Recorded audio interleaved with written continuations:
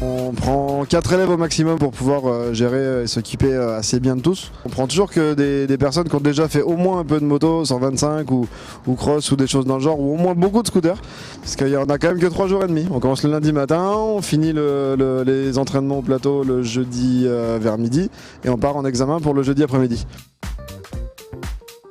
Donc après, alors l'examen du plateau se passe en 5 épreuves différentes, tout le même jour. Donc la première partie, ça sera la poussée de la moto, la poussette, plus les vérifications nous donneront notre première note.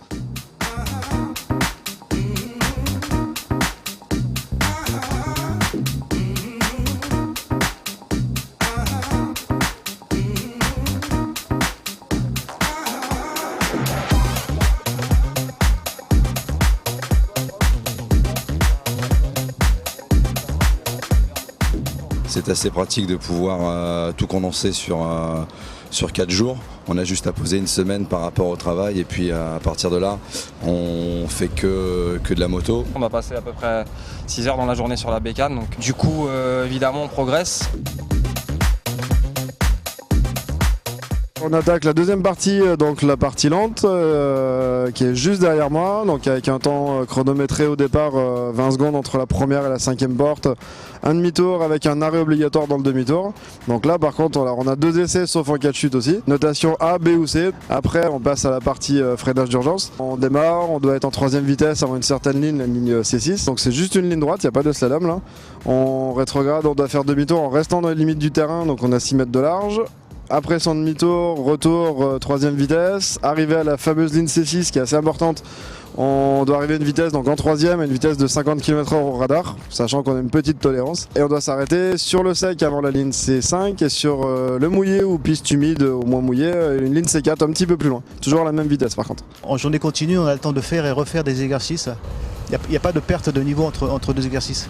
Non pas comme les personnes qui font 2 heures de temps en temps. On perd à chaque fois peut-être 1 heure sur des cours différents, alors que là justement en 10 minutes, 15 minutes, on récupère les bases qu'on a perdues la veille et puis après ça va tout seul.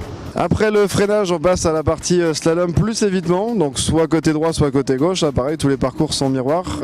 Donc pareil, on doit démarrer, passer 3 vitesses avant une certaine ligne C6, faire un slalom, on a 4 plots en quinconce. Au 3e plot, on est prêt au radar, on doit être à une vitesse de 40 km/h au radar de l'inspecteur. Demi-tour au bout de la ligne droite, dans les limites du terrain, même chose. On revient en ligne droite face au couloir d'évitement, surtout pas taper un plot dans l'évitement.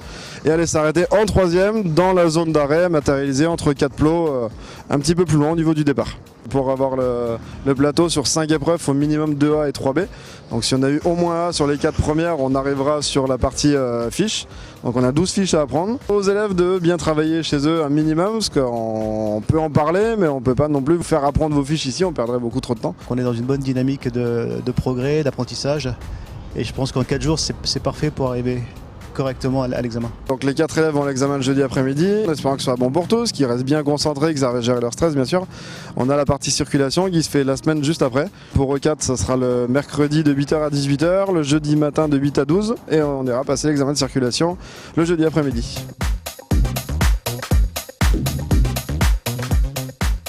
Si tu regardes ton tableau de bord de temps en temps, tu verras ton clignotant qui n'est pas arrêté.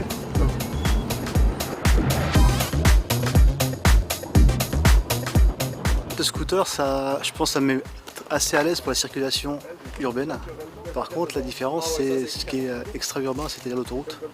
Où là, c'est pas du tout la même sensation, puisqu'il faut vraiment d'abord plus jouer sur les vitesses, plus jouer sur l'engagement. En fait, on se rend compte qu'il y a beaucoup de choses qui viennent avec la confiance qu'on a de soi sur une moto, quel que soit l'exercice. Ça met un clignotant au dos de quelqu'un. Tout droit, direction de Massy, et comme je disais ce matin, on ne prend jamais une voie sans issue si on peut le dire. Par rapport au plateau, disons que tu as un petit peu plus de stress parce que tu es dans des conditions réelles. L'oreillette, avec les informations que le moniteur te donne, c'est un petit peu perturbant au début. t'y habitues en fin de matinée? Quelques lacunes parfois. On remarque que dès qu'on dépasse 25 minutes, on commence à fatiguer. Ça demande un petit peu plus d'énergie, mais de concentration surtout.